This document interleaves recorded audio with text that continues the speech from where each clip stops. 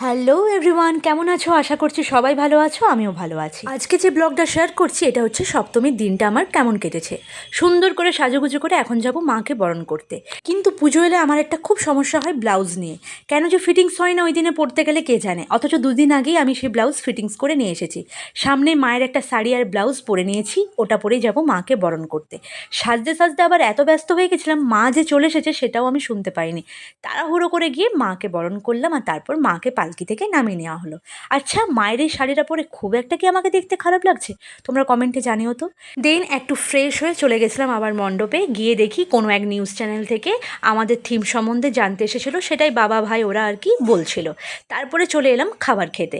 আর এই ড্রেসটা পরেও কেমন লাগছে কিন্তু আমাকে কমেন্টে জানিও। আজকের সপ্তমীর মেনুতে ছিল লবণ, লেবু, ঝুড়ি আলু ভাজা, ভাত, ডাল, পালং শাকের ঘন্ট, আলু পোস্তর চাটনি, পাঁপড়। খাবারগুলো অসাধারণ হয়েছিল। দেন আমি আর ননদ বেরিয়ে পড়েছিলাম বাতাসা কিনতে। ভাগ্যিস বেরিয়েছিলাম, তাই মা মহামায়াকে দর্শন পেলাম। না হলে এবছর আমি একটাও ঠাকুর দেখিনি, নিজের পাড়ার ঠাকুরটি ছাড়া।